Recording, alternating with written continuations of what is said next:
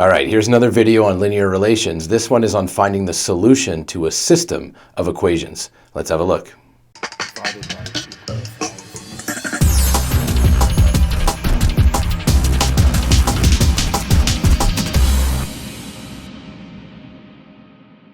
Okay, before we can start talking about finding the solution to a system of equations, first we need to know what a system of equations is.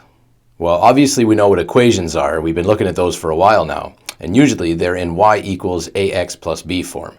Now, up until now, if they weren't in y equals ax plus b form, we've converted them, right? We've isolated that y variable so that the equation looks like that familiar y equals ax plus b.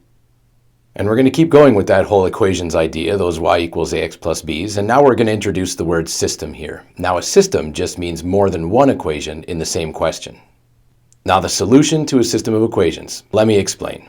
When we have more than one equation in a question, we're usually only talking about two of them. So if I take two equations and I represent them by their lines on a graph, then you could probably look on the screen here and point to the spot where these two equations share the same set of coordinates. And this point where they cross is called the solution to the system of equations. Now, if you think about this, this is the only pair of xy coordinates that works in both of these equations.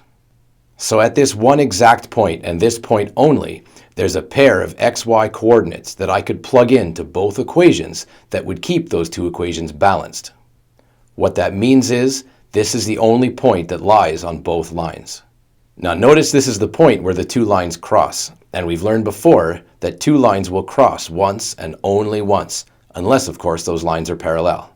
So the solution to a system of equations, the point where two equations are exactly equal, is the point where they share the same x and y values. Now this concept is easiest to picture on a graph, but it is possible to solve a system of equations using algebra. It's not only a graphic solution. Now there's a few ways that we can solve a system of equations using algebra, and the first method we're going to see is called the comparison method, and that's coming right up in the next video, so have a look at that.